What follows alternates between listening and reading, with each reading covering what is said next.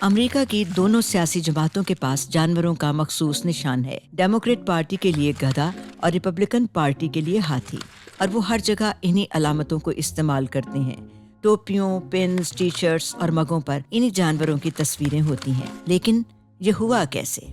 گدھے کو بطور علامت استعمال کرنے کا آغاز 1828 میں اینڈریو جیکسن کی صدارتی مہم سے ہوا۔ جیکسن کے مخالفین نے ان کے لیے جیکیس کا لفظ استعمال کیا۔ یہ لفظ گدھے کے دوسرے نام کے طور پر بھی استعمال کیا جاتا ہے۔ جیت جیکسن کی ہوئی۔ انہوں نے اپنی مہم کے پوسٹروں پر گدھے کی تصاویر استعمال کی اور انتخاب میں کامیاب بھی ہوئے۔ سیاسی کارٹون بنانے والوں نے ڈیموکریٹس اور گدھے کے درمیان اس علامتی تعلق کو برقرار رکھا۔ ان کارٹون بنانے والوں میں سب سے مشہور تھامس ناس تھے، جنہیں امریکی کارٹونوں کا باپ قرار دیا جاتا ہے۔ ریپبلکن پارٹی کے لیے ہاتھی کے نشان کو مقبول بنانے کا سہرا بھی انہی کے سر ہے۔ ان کے طنزیہ خاکے 1870 کی دہائی میں ہارپرز ویکلی میں شائع ہوتے تھے، لیکن ریپبلکنز کے لیے ہاتھی کا نشان بہت پہلے ابراہم لنکن کی مہم کے حامی اخبار فادر ابراہم میں شامل ہوا تھا، جس میں ایک ہاتھی یونین کی فوجی فتوحات کا عکاس ایک بینر اٹھائے ہوئے ہے۔